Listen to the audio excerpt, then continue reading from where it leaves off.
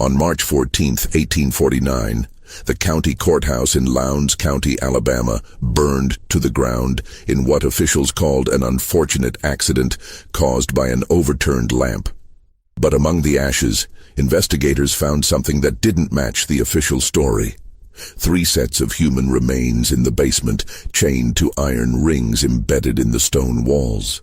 The county clerk's records from 1847 to 1849 were completely destroyed, along with property deeds, marriage certificates, and most crucially, the probate documents for the Sutton estate. For over a century, descendants of Lowndes County families have whispered about what really happened at Bell River Plantation during those 2 years, about the twin daughters of Colonel Nathaniel Sutton, and about the slave named Marcus, who somehow managed to document everything before he vanished. What you're about to hear has been pieced together from surviving letters, medical records from Mobile, and testimonies given to a northern abolitionist society that was sealed until 1963. Before we continue with the story of the Sutton sisters and the secrets that consumed an entire community, make sure you're subscribed to Liturgy of Fear and hit that notification bell. We uncover the darkest corners of American history that textbooks won't touch. And leave a comment telling us what state or city you're listening from. We love knowing where our audience discovers these forgotten horrors. The truth about Bell River Plantation begins not with the fire, but with a funeral 2 years earlier, and with 2 women who had been taught that survival meant absolute control. Lowndes County in 1847 stretched across some of the richest cotton-growing soil in Alabama, black earth that made men wealthy and carved the landscape into kingdoms of white columned houses surrounded by fields that reached the horizon. The county seat of Hayneville sat at the center of it all, a collection of brick buildings and dirt streets where planters conducted business, and their wives pretended not to know where the family wealth truly came from. Bell River Plantation lay 8 miles south of town, accessible only by a private road that wound through stands of water oak and across 2 tributaries of the Alabama River. Colonel Nathaniel Sutton had built the main house in 1828, a 3-story structure with 12 rooms and a separate kitchen building connected by a covered walkway. The slave quarters, 24 cabins arranged in 2 precise rows, sat a 1/4 mile behind the main house, close enough to be summoned quickly, far enough that the colonel didn't have to hear the sounds of the lives he owned. The colonel had made his fortune in cotton, but his reputation came from something else entirely. He'd served in the Creek War under Andrew Jackson, and brought back from that conflict a belief that humans could be improved through careful breeding, the same way one improved livestock. His library contained medical texts from Philadelphia, agricultural journals from Virginia, and personal correspondence with men at universities who shared his convictions about racial hierarchies and biological destiny. He kept meticulous records, measurements, observations, genealogies traced back 3 generations. His neighbors called him eccentric but brilliant. His slaves called him something else entirely, though never where white ears could hear. The colonel never married. Instead, he'd purchased a slave woman named Ruth in 1824 from a Charleston trader, a woman described in the bill of sale as of uncommonly fair complexion and genteel bearing. Ruth gave birth to twin daughters in 1825, Sarah and Catherine. The colonel raised them in the main house, educated them with tutors from Mobile, dressed them in fine clothes ordered from New Orleans. But he never freed them. He never acknowledged them as his daughters in any legal document. On paper, they remained his property, an arrangement that gave him absolute authority over every aspect of their existence. Sarah and Catherine grew up in a peculiar isolation. They learned to read and write, to paint watercolors and play the pianoforte. They studied literature and mathematics, geography and French, but they rarely left the plantation grounds. The colonel controlled who visited and when, screening every potential social contact through his own rigid criteria. He told them they were special, that they had been given advantages that elevated them above their station, but that the world beyond Bell River would never understand or accept them. He taught them that safety came from seclusion, that trust was a weakness and that power, however limited, was the only currency that mattered. The twins learned these lessons too well.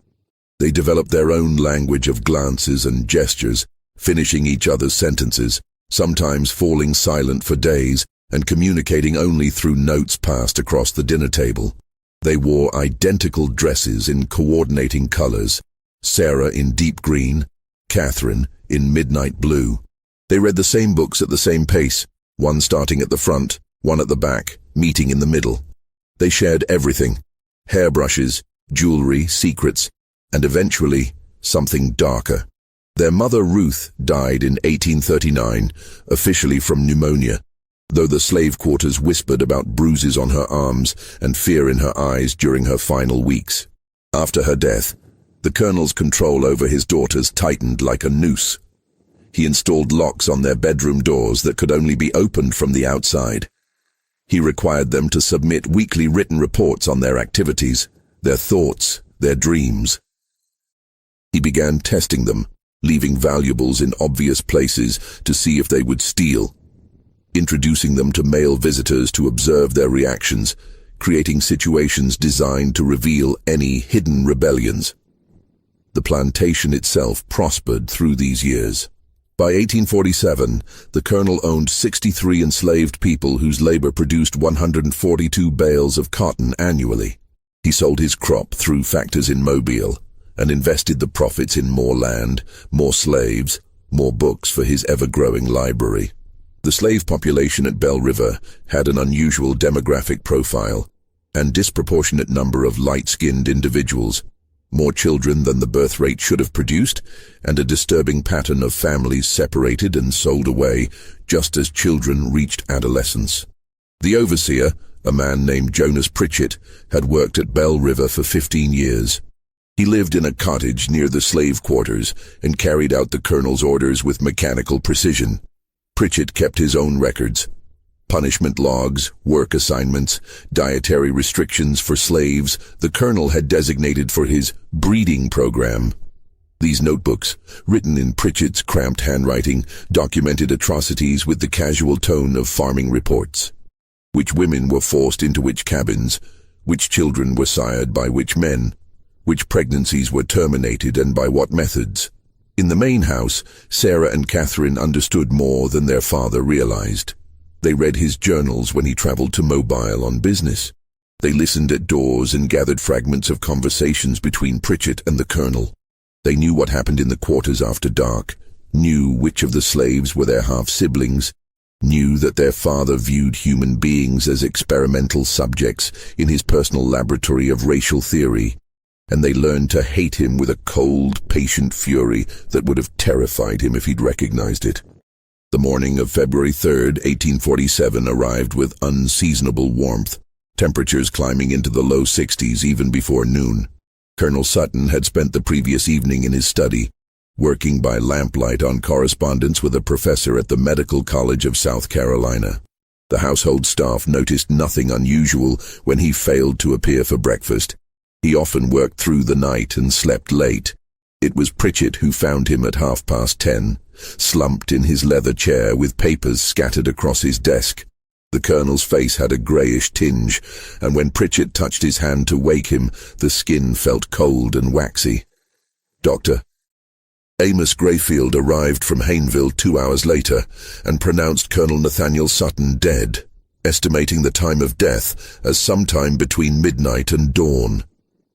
Heart seizure, Dr. Grayfield declared, barely glancing at the body. Man was 56 years old, worked himself to exhaustion. I'd warned him about his choleric temperament and excessive mental strain. The heart gives out, simple as that.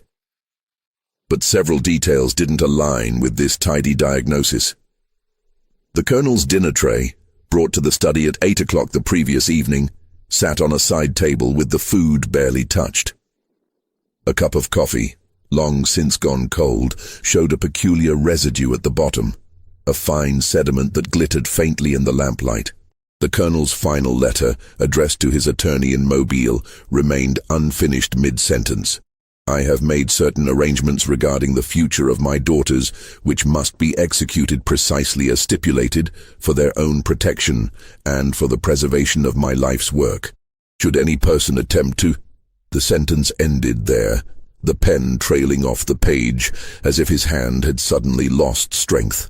Sarah and Catherine stood together in the hallway outside their father's study, wearing matching black mourning dresses that they'd somehow procured despite having no prior knowledge of his death. Their faces showed no tears, no evidence of shock or grief. They held hands, fingers interlaced, and watched the proceedings with identical expressions of watchful calm. "We should examine him more thoroughly," suggested Mr. Harold Breckenridge, a neighboring planter who'd arrived to pay his respects. "Nathaniel was in good health last month when I saw him at the courthouse.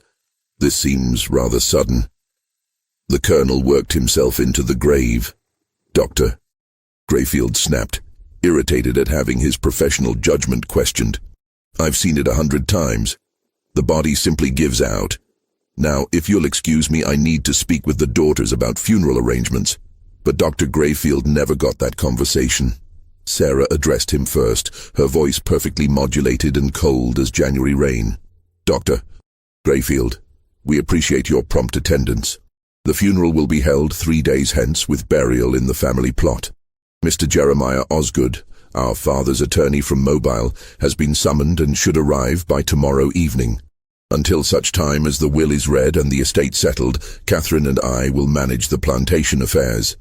Pritchett will continue as overseer under our direct supervision." The men in the room exchanged glances.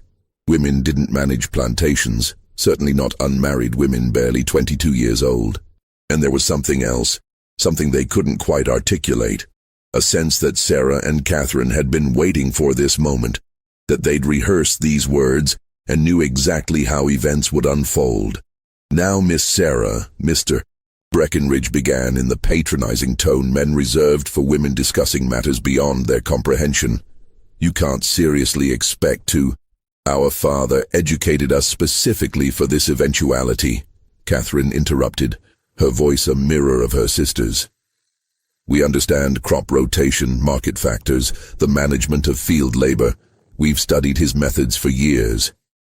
This plantation will continue to operate at its current level of productivity." What the men didn't know, couldn't know, was that Sarah and Catherine had prepared for this day for months. They'd studied their father's account books, memorized the names and capabilities of every enslaved person on the property, learned which merchants in Hayneville could be manipulated and which needed to be avoided. They'd planned for every contingency except one, the specific contents of their father's will. The funeral took place on February 6th, under gray skies that threatened rain but never delivered. 43 neighbors and business associates attended, gathering in the parlor where the colonel's body lay in a wall. Contents of their father's will. The funeral took place on February 6th, under gray skies that threatened rain but never delivered. 43 neighbors and business associates attended, gathering in the parlor where the colonel's body lay in a walnut casket lined with white satin. The Reverend Samuel Yates from Hayneville's Presbyterian Church delivered a eulogy that praised the colonel's contributions to Alabama's agricultural prosperity and his devotion to advancing scientific knowledge. Not one enslaved person from Bell River attended the service, though they gathered in the quarters that evening for their own ceremony, a mixture of Christian hymns and older traditions, singing songs that celebrated liberation and the settling of accounts. They kept their voices low, but the sound carried across the fields to where Sarah and Catherine sat on the main house veranda, listening. "They think they're free now," Sarah said softly. "They'll learn differently," Catherine replied. Jeremiah Osgood arrived from Mobile the evening after the funeral, a portly man of 50 with silver hair and the careful manner of someone accustomed to delivering bad news to people who could afford to make his life difficult. He carried a leather satchel containing Colonel Sutton's will and several sealed documents marked for the twins' eyes only. The reading took place in the colonel's study, now thoroughly cleaned of any evidence of his final hours. Sarah and Catherine sat together on a settee, their black mourning dresses rustling slightly, As they adjusted their positions, Pritchett stood by the door, uninvited but tolerated, his weathered face expressionless. Osgood opened his satchel and withdrew a thick document bound with black ribbon. Colonel Sutton revised his will on December 12, 1846, less than 2 months before his death. The provisions are unconventional. The document's opening paragraphs were standard: charitable bequests to the Presbyterian Church, personal items distributed to various acquaintances. Then Osgood reached the section concerning the plantation and its inhabitants. To my daughters Sarah and Catherine Sutton, I leave the entirety of Bell River Plantation, including all lands, structures, livestock, equipment, and human property, to be held jointly and equally between them. However, this bequest is conditional upon the following stipulations, which must be satisfied within 24 months of my death. Osgood paused, cleared his throat uncomfortably, and continued. First, both daughters must enter into lawful Christian marriage with men of suitable character and standing, approved by the executor of this estate. Second, both marriages must produce legitimate offspring within the stipulated time frame. Third, the daughters must maintain the plantation at current levels of productivity and demonstrate sound management of its resources. Sarah's hand tightened on Catherine's, their knuckles going white. Should these conditions not be met, Osgood read, his voice dropping lower, Bell River Plantation and all its assets shall be sold at public auction, with proceeds distributed equally among the following charitable institutions. The list included agricultural colleges, medical societies, and organizations dedicated to the advancement of scientific understanding of human populations. The Colonel's final attempt to ensure his ideology outlived him. There's more, Osgood said, withdrawing a second document. A private letter to you both. He handed the sealed envelope to Sarah, who broke the wax seal with her thumbnail. Inside, their father's handwriting covered 3 pages of heavy cotton paper. Catherine leaned close, and they read together in silence. The letter explained the Colonel's reasoning with chilling clarity. He'd observed their unnatural attachment to each other, their rejection of normal feminine interests in courtship and marriage. He'd concluded that they would never voluntarily separate, never form appropriate alliances with men who could continue his work and properly manage his estate.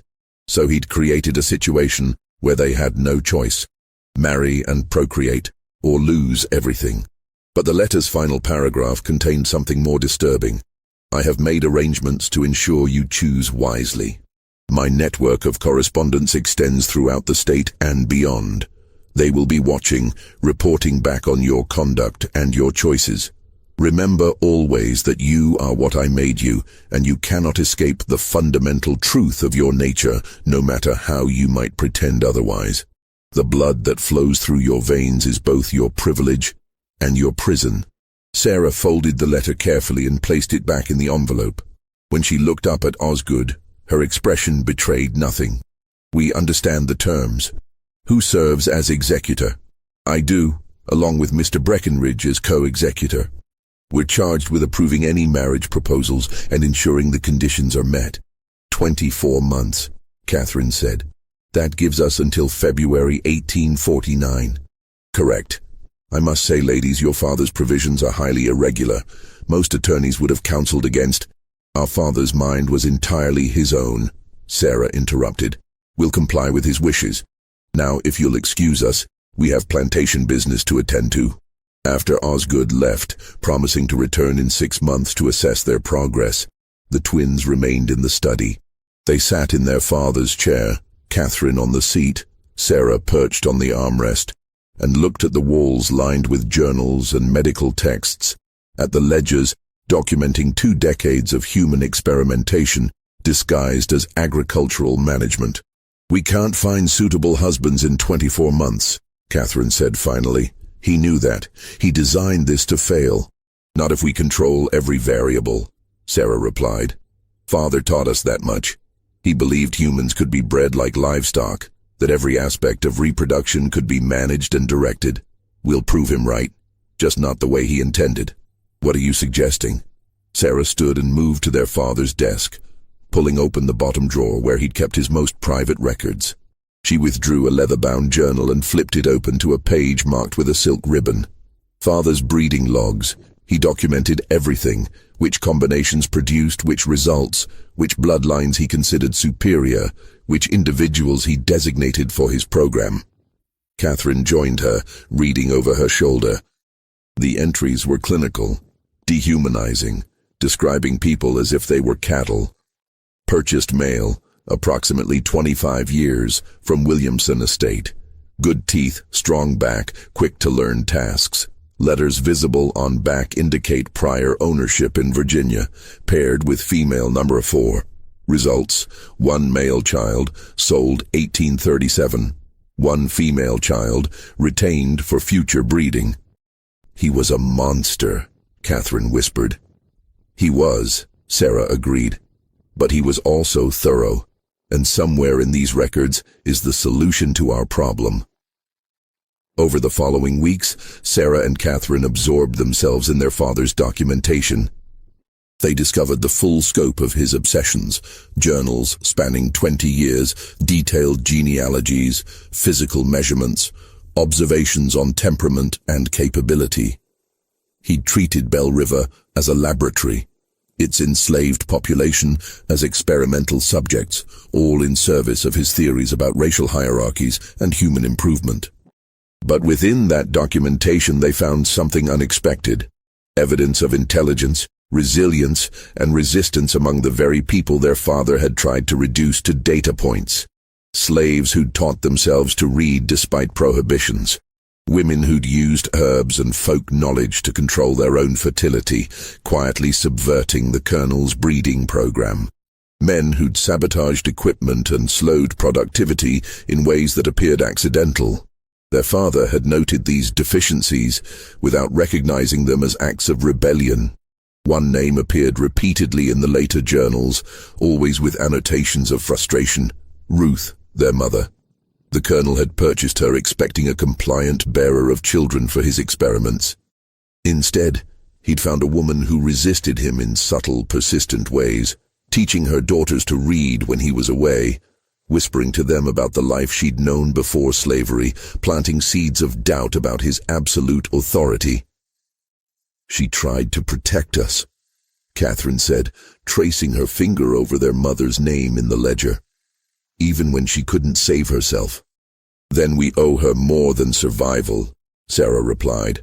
We owe her victory, but victory required resources, time, and one more element they didn't yet possess. A man they could control completely, whose presence would satisfy the letter of their father's will while violating its spirit entirely. The solution arrived in late April, though they didn't recognize it immediately. The spring auction in Hayneville drew sellers and buyers from across central Alabama, transforming the courthouse square into a marketplace of human misery. Enslaved people stood on a raised platform, while white men examined them like livestock, checking teeth and muscle tone, asking invasive questions about work history and health. The air smelled of dust and sweat and fear. Sarah and Catherine attended with Pritchett, ostensibly to purchase additional field hands for the expanded acreage they planned to cultivate. They wore black veils, still in mourning, which gave them anonymity in the crowd and allowed them to observe without being observed too closely. The morning sales proceeded predictably. Field workers going to plantation owners, domestic slaves to town families, children torn from parents and sold to different buyers. Then, shortly before noon, something unusual appeared on the auction block. Next lot, the auctioneer called. Property of the Granville estate, recently deceased. One male, age approximately 28, name of Marcus. Got his letters, configure, worked as a house servant and tutor to the Granville children. No history of rebellion, no attempts to run. Starting bid, $1,000. Marcus stood on the platform with straight posture and level gaze, neither defiant nor submissive. He wore clean but worn clothing, and his hands, the hands of someone who worked with ledgers rather than cotton, showed no calluses. His skin was several shades lighter than most of the people sold that morning, suggesting mixed ancestry. But what caught Sarah's attention was something else entirely. The way he scanned the crowd. Not with the defeated resignation she expected, but with calculation, as if he was evaluating potential buyers just as they evaluated him. "Educated slaves are risk," someone in the crowd called out. "Gets ideas above his station. Perfect for a household that needs bookkeeping done," the auctioneer countered. "How many of you can balance your own accounts? Here's a man who can do it for you. Now do I hear 1,000? The bidding opened slowly. Most planters didn't want an educated male slave. Too much potential for trouble, for reading abolitionist newspapers, for forging travel passes. But a few town merchants showed interest, seeing value in someone who could manage their stores or handle correspondence. Sarah leaned close to Pritchett. "Bid. Miss Sarah, we don't need—" "Bid." Pritchett raised his hand. 1,000. 1,200, countered a merchant from Montgomery. 1,300, Pritchett called. The bidding climbed to 1,600 before the Montgomery merchant dropped out, shaking his head at the inflated price for a single male slave, educated or not. Sarah had paid more than market value, a fact that would fuel gossip in the weeks ahead. Marcus was delivered to Bell River 3 days later, walking the 8 miles from Hayneville with his few possessions in a cloth bag. Pritchett met him at the plantation entrance and led him directly to the main house, where Sarah and Catherine waited in the study. "You can read and write," Sarah said. It wasn't a question. "Yes, ma'am." Marcus's voice was educated, careful, revealing nothing of what he might be thinking. "You tutored the Granville children. What did you teach them?" "Reading, writing, arithmetic, some geography and history. Whatever their father requested." Catherine circled him slowly, appraising. "The Granvilles were known abolitionists, Quakers, I believe. They allowed their slaves to be educated?" For the first time, something flickered in Marcus's eyes. Wariness, perhaps, or recognition that this conversation was more complicated than it appeared. "Mr. Granville believed all people possessed souls and minds worthy of development, ma'am." "And you?" Sarah asked. "What do you believe?" "I believe I'm standing in front of 2 women who paid too much for me and who clearly have something specific in mind beyond field labor." The twins exchanged glances. Their father had taught them to view enslaved people as objects, incapable of analysis or autonomous thought. Marcus had just demonstrated both within 30 seconds. "We have an unusual situation," Sarah said carefully. "Our father died recently, leaving conditions on our inheritance that require creative solutions. We need someone educated, discreet, and capable of understanding complex arrangements." "What kind of arrangements?" "The kind that must remain private within this household," Catherine replied. "You'll live in the main house, not the quarters. You'll have access to our father's library. You'll be treated well, fed properly, given freedoms that would be extraordinary elsewhere. But in exchange, you'll do exactly what we say, when we say it, without question or hesitation." Marcus was silent for a long moment. When he spoke, his voice was very quiet. "And if I refuse these unnamed terms, then you'll be sold south," Sarah said flatly. "To cotton plantations in Mississippi where educated slaves are worked to death in the fields to break them of any intellectual pretensions. I can have you on a boat within a week." It wasn't an empty threat, and Marcus clearly knew it. "What do you want from me?" "That depends," Catherine said. "Can you keep secrets, even ones that could be used as weapons?" "I've kept secrets my entire life, ma'am. Had to survive." Sarah walked to the window, looking out across the plantation grounds. "Our father's will requires us to marry within 24 months or lose everything. But we have no intention of submitting to marriages arranged by men who view us as property to be managed. So we're going to subvert the terms while technically fulfilling them." "I don't understand." "You will," Catherine said. "But first we need to know if you can be trusted, completely and absolutely." Over the following days, Sarah and Catherine tested Marcus in ways both subtle and overt. They gave him access to their father's library and watched what he read. They asked his opinions on political matters and listened for hints of abolitionist sympathies. They observed how he interacted with the other enslaved people at Bell River, whether he attempted to organize or agitate. Marcus proved remarkably adaptable. He kept to himself, spoke carefully, and demonstrated an intelligence that had clearly been honed through years of navigating dangerous social terrain. He understood that educated slaves existed in a precarious position, valuable enough to be kept, dangerous enough to be feared. What the twins couldn't know yet, was that Marcus had his own secrets and his own agenda. The Granvilles had indeed been Quakers with abolitionist leanings. More than that, they'd been part of an informal network that collected testimony from enslaved people about the realities of plantation life. Marcus had spent 5 years documenting atrocities, recording names and dates and details in a coded shorthand he'd developed. When the Granvilles died, both within a week of each other from fever, their relatives had sold off the estate, including Marcus, before anyone could discover the trunk hidden in the root cellar containing years of carefully preserved evidence. Marcus had managed to retrieve his most important notebooks before the sale, hiding them in a hollowed-out Bible that no white person bothered to inspect. He'd been bought and brought to Bell River expecting another period of careful observation and documentation. Instead, he found himself at the center of something far stranger and potentially more dangerous. By mid-May, the arrangement had clarified. Marcus would serve as the twins' private secretary, managing household accounts and correspondence. But more than that, he would be their confidant in a scheme they hadn't yet fully explained. Sarah revealed their plan one evening in early June, after the house slaves had retired to their quarters and the 3 of them were alone in the study. "Our father's will requires us to marry and bear children within 24 months, she began. "The executors must approve our choice of husbands, men of suitable character and standing.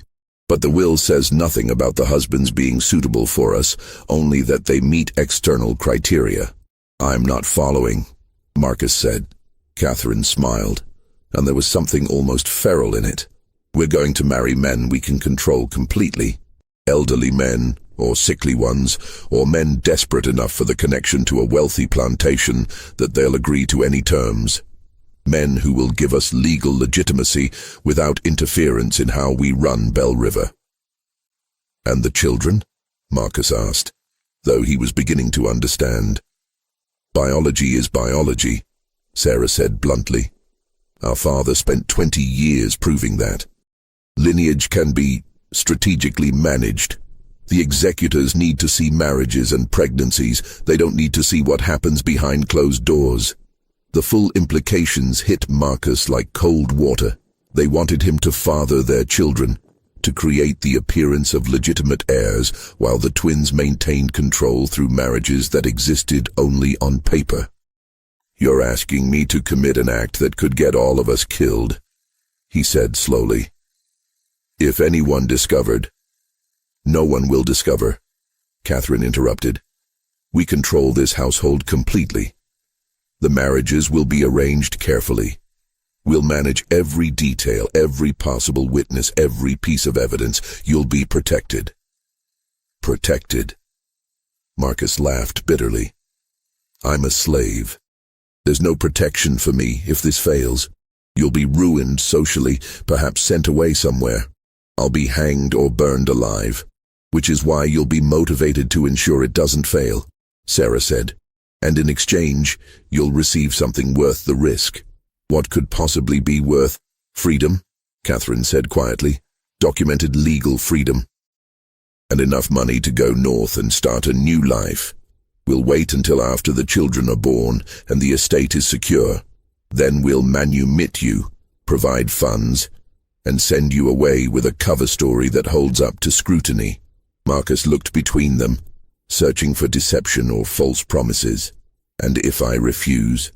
"You won't," Sarah said with certainty, "because you want freedom more than you fear death, and you're smart enough to recognize this as your only real chance." She was right, and he knew it, but there was something else at play, something the twins hadn't considered.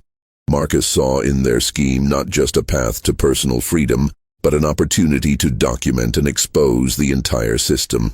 If he could gather evidence about the Sutton family's secrets, about the Colonel's experiments, about the network of planters and overseers who'd collaborated in decades of atrocities, he could send that information north and strike a blow against the institution that had stolen his life. "I'll do it," he said finally, "on one condition." "You're not in a position to make conditions," Catherine said. "I am, if you want my cooperation rather than my resentful compliance. I want to know everything. Your father's journals, his correspondence, his breeding logs, all of it. If I'm risking my life for this scheme, I deserve to understand the full context." The twins considered this. Giving Marcus unrestricted access to their father's papers was dangerous, but refusing might create exactly the resentful compliance he'd mentioned. "Agreed," Sarah said. "But you'll study them here, in this room under our supervision. Nothing leaves this house." Acceptable. What none of them said aloud was that they'd each just made a bargain with someone they didn't fully trust, gambling their futures on a deception so audacious it could only succeed if every element aligned perfectly. And in Lowndes County, Alabama in 1847, perfection was in very short supply. Aumento de tensione. The summer months brought oppressive heat to Bell River, the kind that made the air thick as syrup and turned every physical task into an ordeal. But inside the main house, behind closed shutters and drawn curtains, a different kind of pressure built. Sarah and Catherine began their search for suitable husbands with the cold calculation their father had taught them. They needed men who met the executor's criteria for character and standing, while being vulnerable enough to manipulate. They compiled a list from Osgood's suggestions and their own observations of Lowndes County society. The first candidate was Mr. Edmund Varley, a 68-year-old widower whose cotton operation had struggled since his sons moved west to seek opportunities in Texas. Varley had been a friend of the Colonel's and expressed immediate interest when approached about a potential match with one of the twins. "A beautiful opportunity," he declared during his first visit to Bell River in July, his watery eyes roaming over Catherine with an expression that made her skin crawl. "Union of two fine properties, continuation of your father's legacy. I'd be honored to guide you through the complexities of plantation management." Catherine smiled and said nothing. After Varley left, she scrubbed her hands raw in the wash basin as if she could remove the memory of his palm on her arm during the tour of the grounds. "He'll do," Sarah said clinically. "He's desperate to restore his reputation after last year's failed crop. He'll agree to any prenuptial terms to secure the connection." "I can't," Catherine whispered. "Sarah, I can't let him touch me." "He won't. That's the point. The marriage is legal fiction. Marcus fathers the child, Varley gets credit, and we maintain control." But arranging two such marriages proved more complex than anticipated. The executors, particularly Breckinridge, had strong opinions about suitable matches. When Sarah suggested she might marry a merchant from Mobile, a man of 42 with moderate success in the cotton trade, Breckinridge rejected him immediately. "Unsuitable background," he declared. "Your father intended you to marry into established planter families, not commercial classes. The man's grandfather was an indentured servant, for God's sake." The twins pushed back, arguing that the will's language didn't specify planter families, only men of suitable character and standing. But Breckinridge held firm, threatening to petition the courts to clarify the will's intent if they continued pushing inappropriate candidates. "He's trying to force us into marriages that benefit him," Sarah fumed after one particularly contentious meeting. "He has sons, you realize. He's probably angling to marry one of us off to his own family." While the marriage negotiations dragged on, Marcus immersed himself in Colonel Sutton's papers. What he found there exceeded his worst expectations.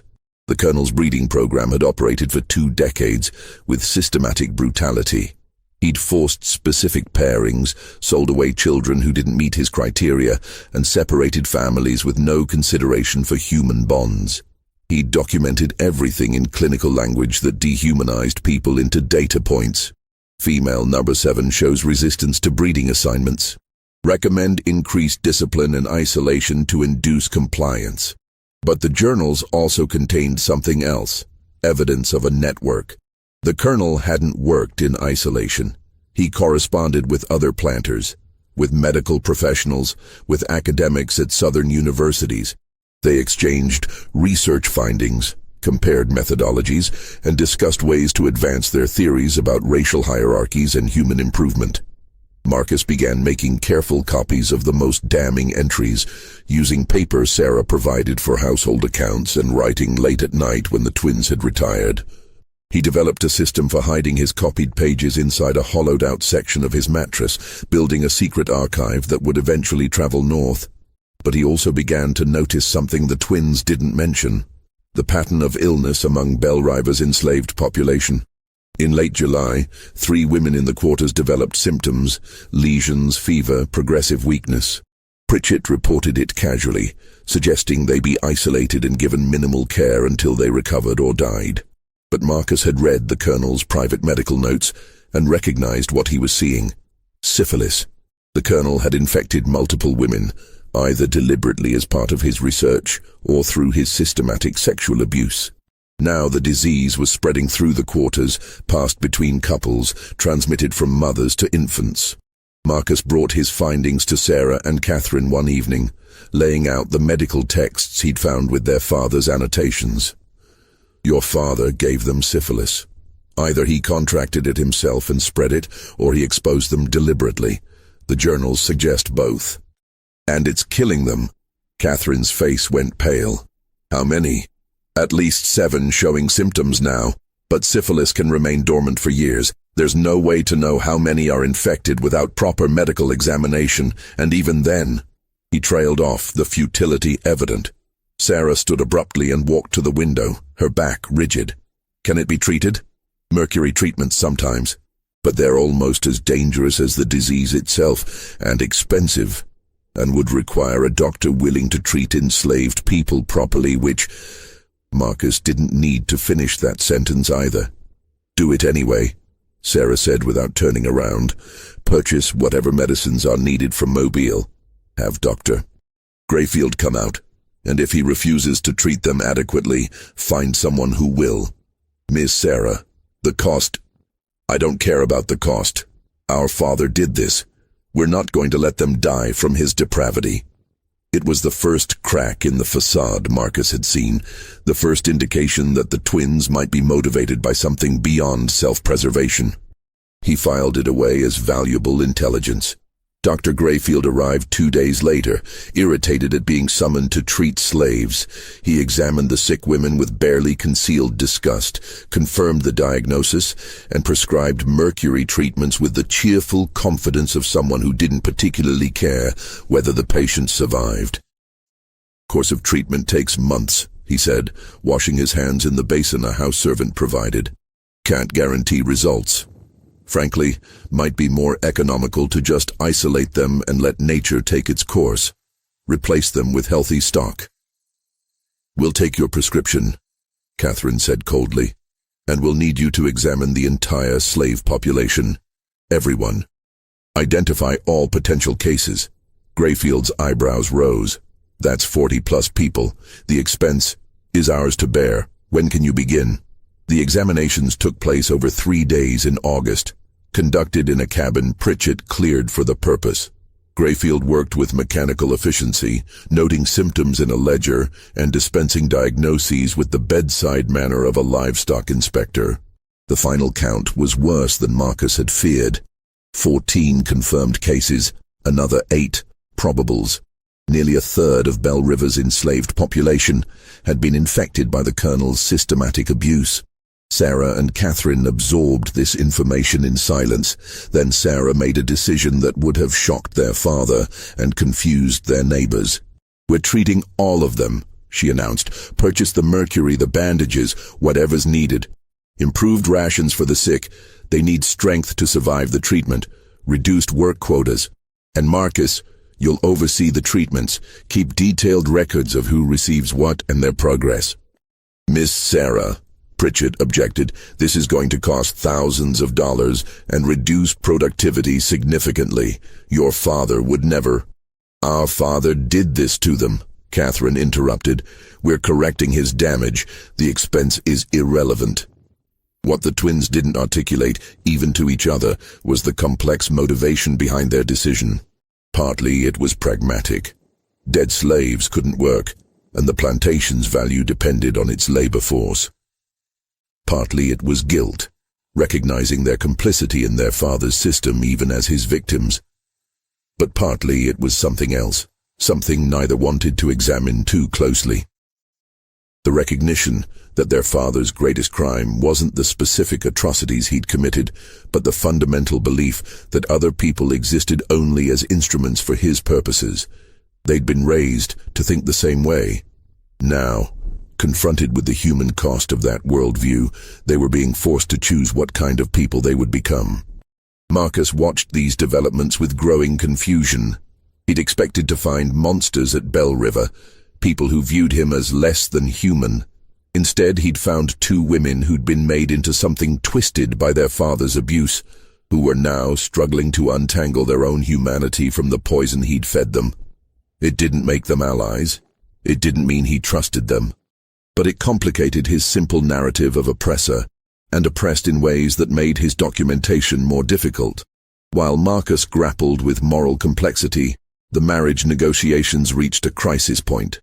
In September, Breckenridge arrived at Bell River with a proposal. His nephew, Thomas Breckenridge, age 34, recently returned from New Orleans, where his cotton brokerage had failed due to what was delicately termed unfortunate investments.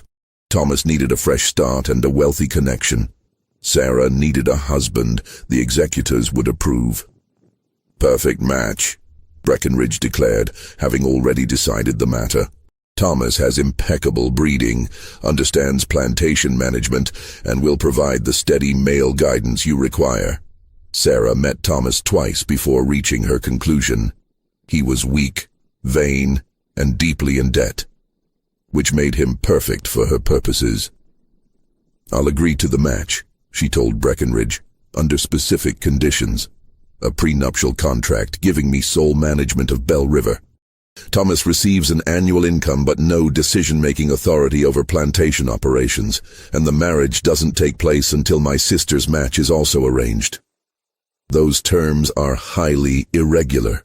Those terms are non-negotiable. Thomas is desperate enough to agree. "We both know it." Breckenridge sputtered but couldn't argue with the assessment. Thomas did agree, signing a prenuptial contract that essentially made him a paid figurehead in exchange for respectability and freedom from his creditors. Catherine's match proved more difficult. Edmund Varley had grown impatient and shifted his attention to a widow in Montgomery. The executors rejected 3 other candidates for various reasons. Time was running short. They had until February 1849, and it was already October 1847. Then Catherine made a suggestion that changed everything. "What if I don't marry at all?" Sarah looked up from the ledgers they'd been reviewing. "The will requires both of us. The will requires both of us to marry within 24 months. It says nothing about remaining married.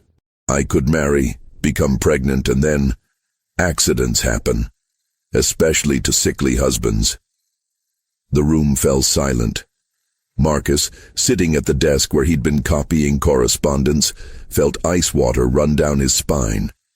"You're suggesting murder," he said quietly. "I'm suggesting that we fulfill the letter of Father's will through whatever means necessary," Catherine replied.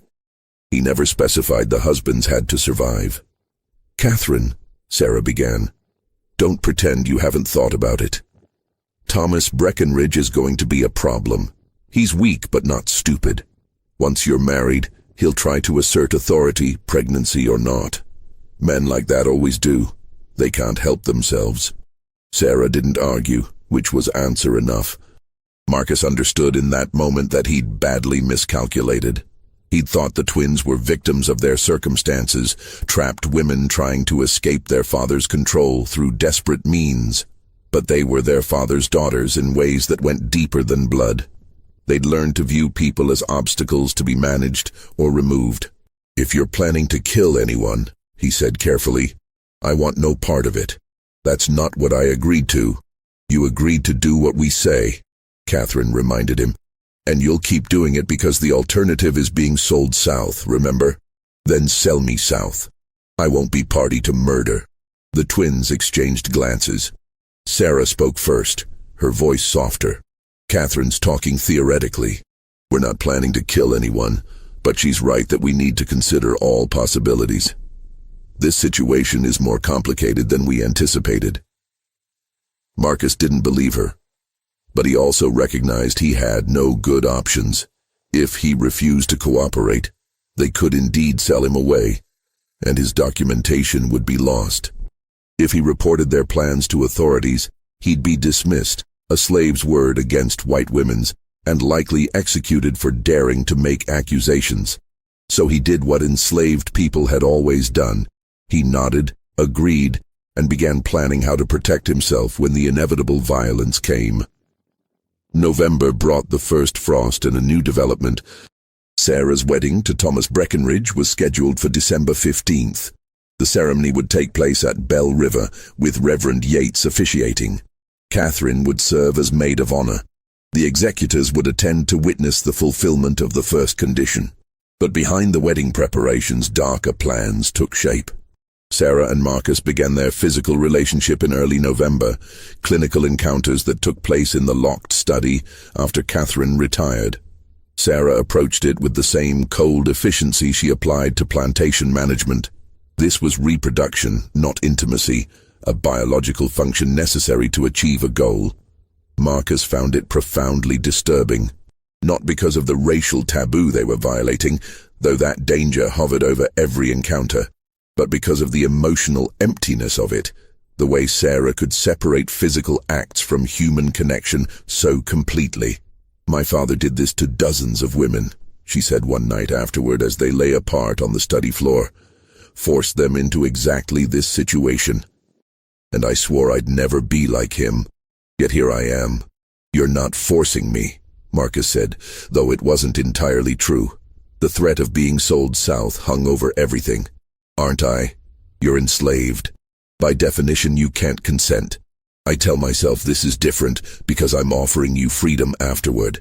Because we're partners in this deception. But we're not partners.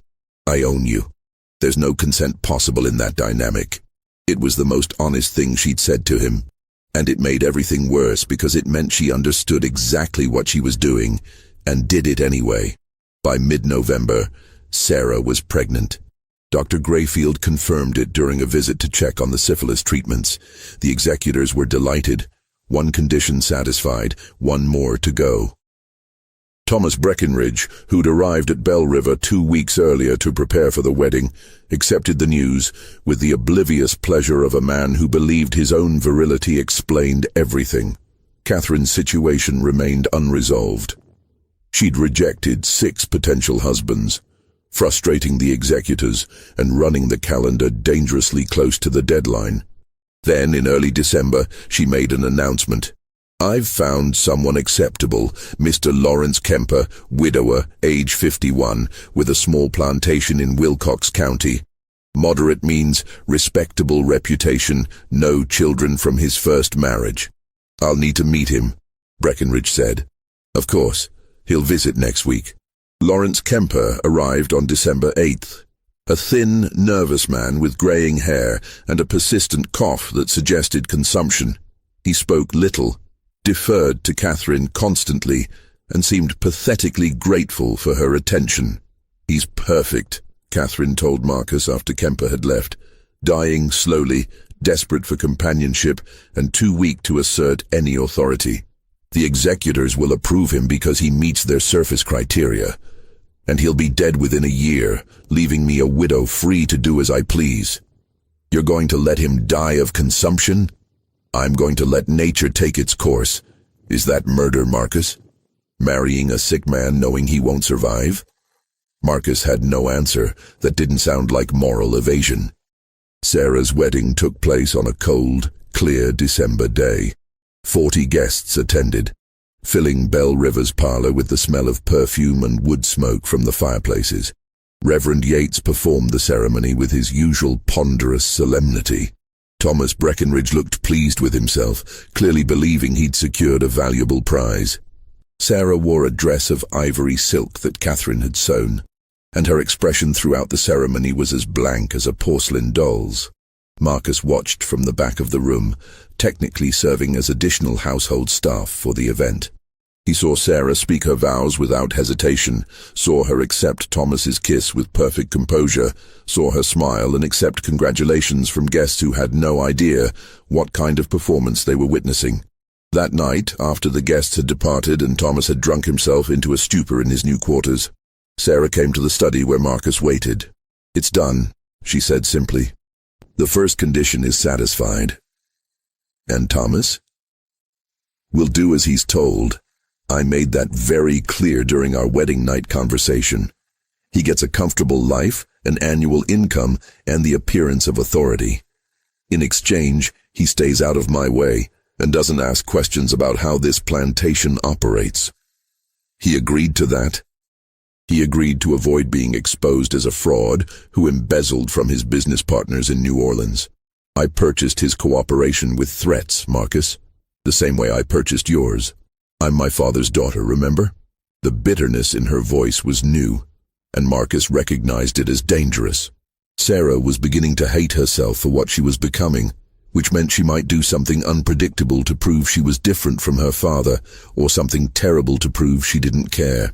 Catherine's wedding was scheduled for January 20th, 1848. The executors approved Lawrence Kemper after minimal scrutiny. His background checked out, his property holdings were legitimate, and his desperate eagerness to remarry blinded them to any potential issues. But in the weeks between the two weddings, something shifted at Bell River. The house staff began whispering about arguments between the twins, raised voices behind closed doors. Pritchett reported that both women seemed distracted, making decisions about plantation management and then countermanding them hours later. Marcus knew what was happening. The strain of maintaining their deception, combined with Sarah's growing self-loathing and Catherine's increasingly cold calculation, was fracturing their previously united front. It came to a head the night before Catherine's wedding. Marcus was in the study, working on his secret documentation, when he heard screams from upstairs. He rushed up to find Sarah and Catherine in Sarah's bedroom. Catherine with blood running from her nose, Sarah with scratch marks on her face. "She wants to kill him," Sarah shouted when she saw Marcus. "Not just let him die, actually poison him." "He's dying anyway," Catherine screamed back. "Why wait? Why risk him changing his mind about the marriage terms? We dose him with arsenic. He's dead in 6 months. I'm a widow and pregnant, and we're done with all of this." "Because that makes us murderers. Actual, deliberate murderers. We're already murderers. Or had you forgotten the coffee you served Father the night he died?" The room went silent. Marcus stared at the twins, understanding flooding through him with sickening clarity. "You killed your father," he said. Sarah sank onto the bed, her face in her hands. "Arsenic mixed with powdered glass in his coffee. Small amounts over 3 weeks. Made it look like heart failure. Doctor." Grayfield never suspected because he wanted to believe it was natural causes. "We had to," Catherine said, her voice defiant. "He was going to sell Marcus and 3 other slaves to a trader from Mississippi. We overheard him making arrangements.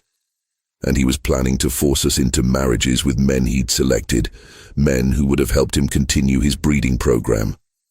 We had no choice." "There's always a choice," Marcus said quietly.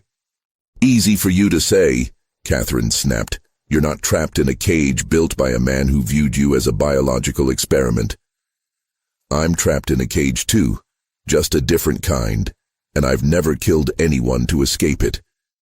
The argument might have continued, but they heard footsteps on the stairs. Thomas, stumbling drunkenly toward his wife's bedroom. The 3 conspirators fell silent, listening to him curse as he fumbled with the door handle, then give up and shuffle away. After he'd gone, Sarah spoke quietly. "We can't do this again. Catherine, if you poison Lawrence, it's over. Someone will notice. Someone will investigate. And all of this, the plantation, our freedom, Marcus's documentation, all of it will be destroyed. Then what do you suggest? We're running out of time. We wait. We let nature take its course with Lawrence. We endure. And when it's finally over, when we've satisfied Father's conditions and secured the inheritance, then we decide who we want to be.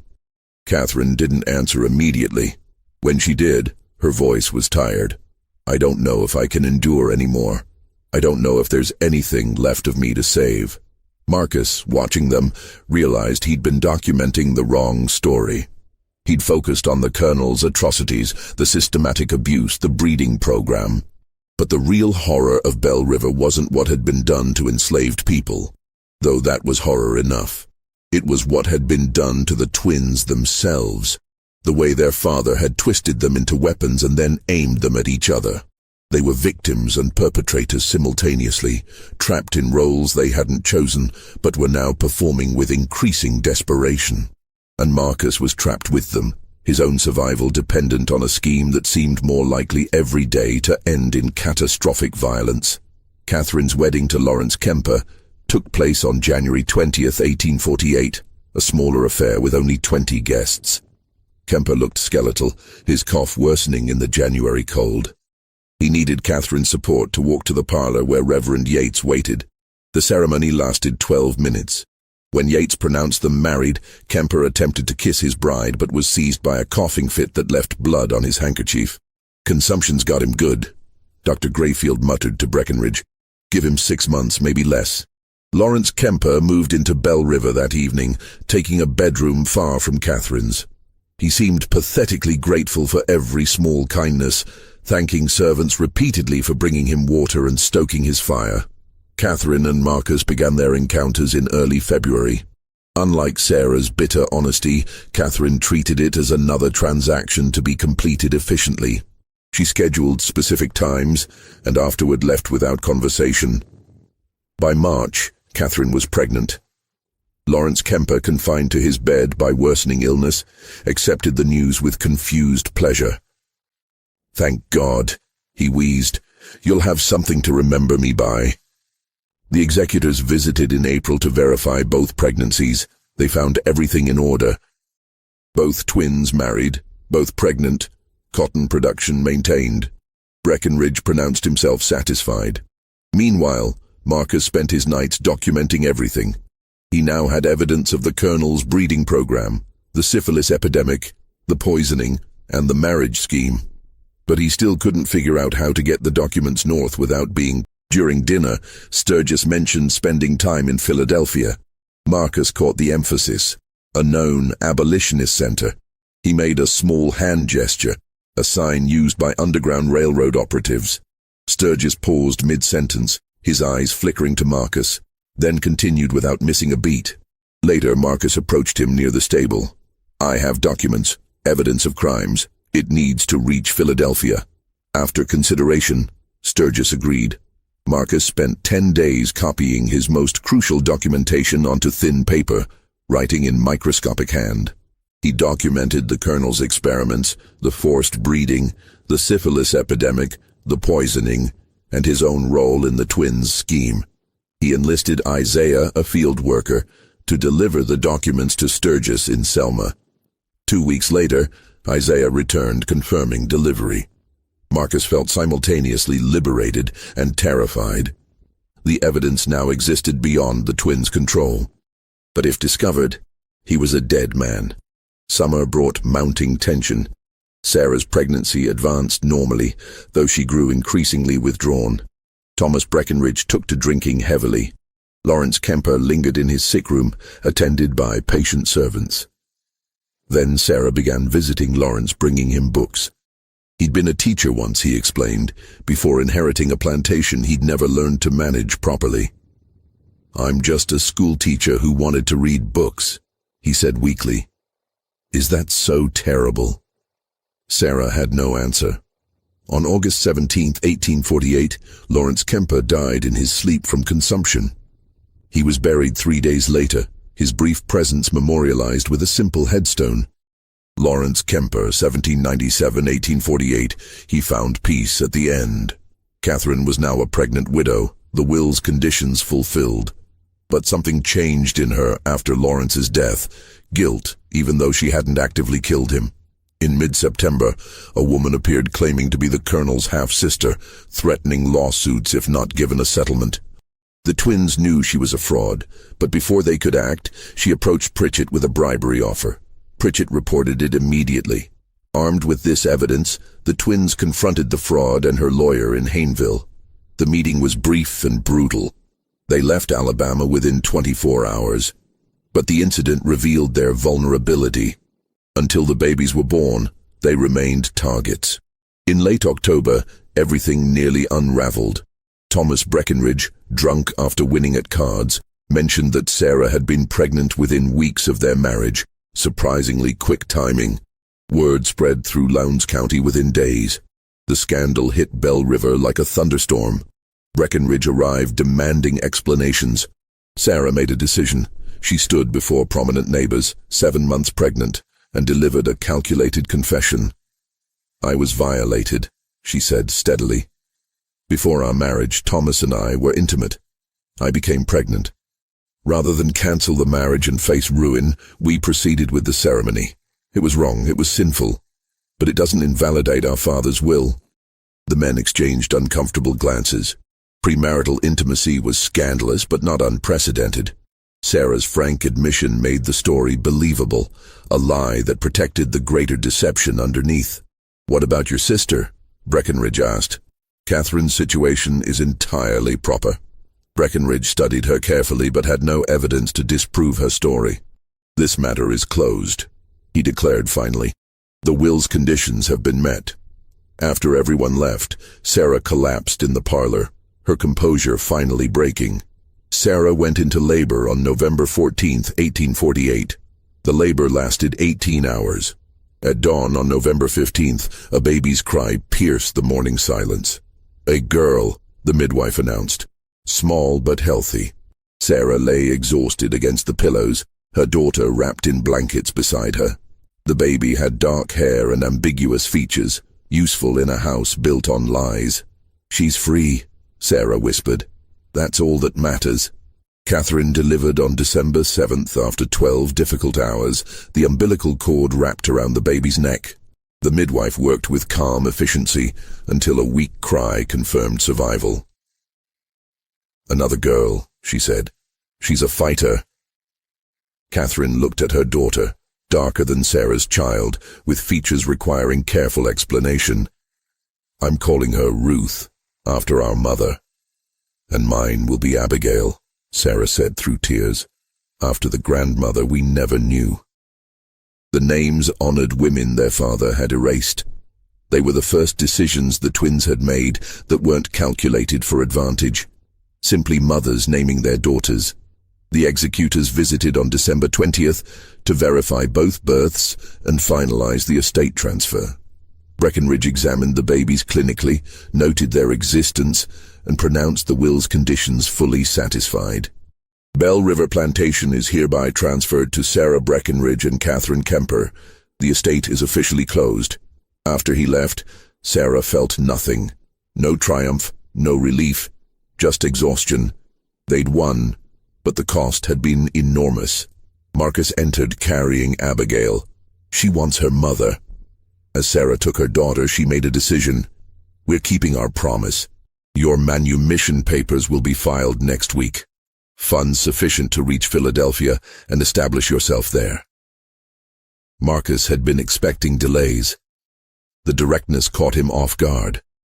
Just like that. "We made an agreement. I'm honoring it." "And the documents I sent north?" Sarah's eyes narrowed. "I know about those. Pritchett intercepts all correspondence. I know what was in them. Everything about Father's programs, the poisoning, our arrangement. Then why didn't you? Because you were right to document it. Someone needs to tell the truth. Maybe your testimony will reach people who can change things." Catherine appeared with Ruth. "We're not stopping you, but we're asking for 6 months. Stay until June, help stabilize operations. Then leave with our blessing and enough money to start fresh. It was masterful manipulation, but also honest. 6 months, he agreed. The winter passed in relative peace. Syphilis treatments continued, with several making full recoveries. The twins settled into motherhood while maintaining efficient plantation operations. Marcus spent evenings preparing for departure, but found himself reluctant to leave. He'd developed attachment to the children he'd fathered, and complicated understanding of the twins themselves. Victims attempting to escape victimhood, trying to be better than they'd been raised to be. In March, a letter arrived from Pennsylvania addressed to Marcus. It was from Jacob Sturgis. The testimony had reached the Pennsylvania Anti-Slavery Society. They were compiling it for a report on Alabama plantations. "Father's legacy will be exposure and condemnation," Sarah said quietly. "Everything he believed will be used as evidence of the system's depravity." "He was a monster," Marcus said. "I know, but he was also my father." They moved Marcus's departure to mid-April. The night before he left, Sarah called him to the study. "I've been thinking about what we did," she said. "We convinced ourselves we were different from Father because we offered you freedom, but we weren't different. We just used more sophisticated coercion." "I know. And yet you stayed the extra months, completed the treatments. You fulfilled your bargain even after you knew I'd discovered your documentation." Sarah handed him a satchel heavy with gold coins. "This is more than we agreed. There are also letters of introduction to merchants who won't question a freed slave with proper papers. Why? Because Abigail and Ruth will ask about their father someday. I want to tell them he was a good man who made difficult choices, who documented truth when others wanted it buried." Catherine appeared with both babies. "We're saying goodbye properly, as families should." Marcus held his daughters one last time, memorizing their faces. "Be good," he whispered. "Be better than all of us." Marcus left Bell River on April 18, 1849. He carried his papers and a daguerreotype Sarah had commissioned secretly, him holding both girls. On the back, "Marcus and his daughters, April 1849. May they all find freedom." He reached Mobile and secured passage north. The ship departed April 23rd.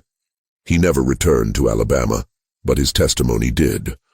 The Pennsylvania Anti-Slavery Society published their report in July 1849, detailing plantation conditions and naming Colonel Nathaniel Sutton specifically.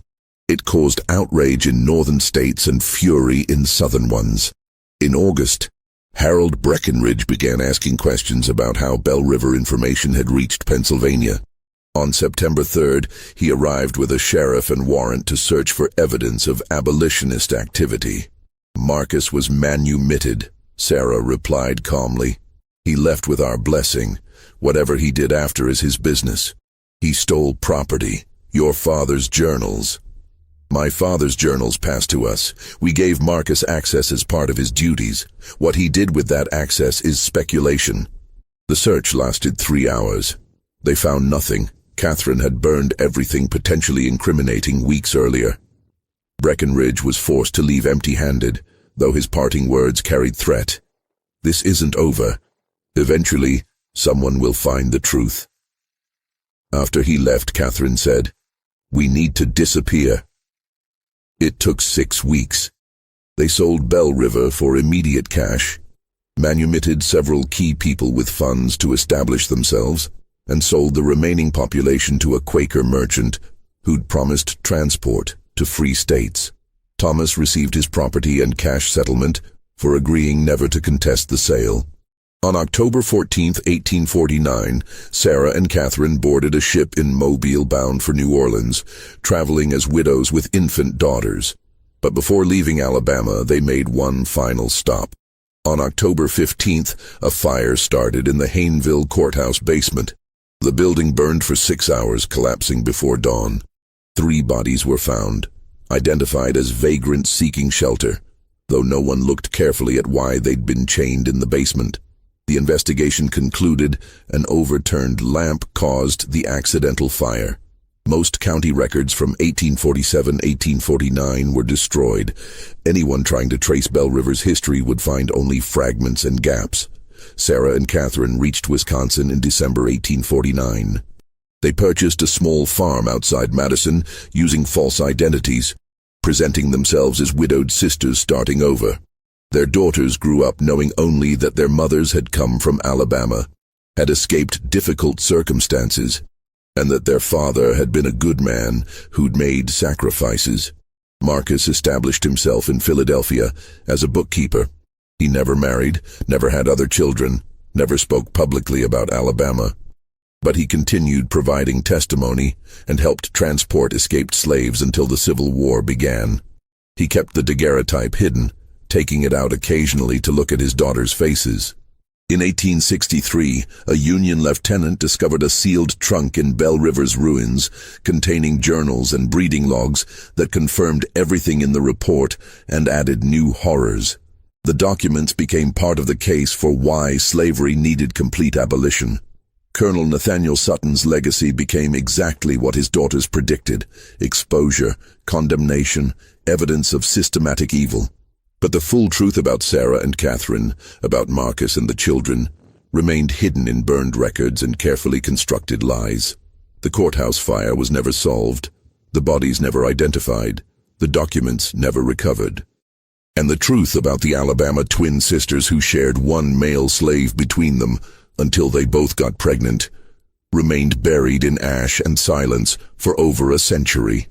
Some historians claim the story is fabricated, that no records exist to support the alleged events. Others point to the Pennsylvania Anti-Slavery Society's report and argue that where there's documentation, there's truth. But perhaps it doesn't matter whether every detail is verifiable. What matters is what the story reveals about the system that made such events not only possible, but almost inevitable. A system built on treating human beings as property, on using violence and deception as tools of control. The Sutton twins, if they existed, were both victims and perpetrators. Marcus, if he lived, was both collaborator and resistance fighter. The children inherited a legacy of trauma and survival, guilt and resilience. And the rest of us inherit the responsibility to remember, to examine, and to ensure that the conditions that created such horrors never exist again. What do you think of this story? Do you believe everything was revealed, or are there still secrets buried in those burned records? Leave your comment below with your thoughts on what really happened at Bell River Plantation. If you enjoyed this tale and want more dark mysteries from forgotten American history, subscribe to Liturgy of Fear, hit that notification bell, and share this video with someone who appreciates the disturbing truths hidden in our past. The next story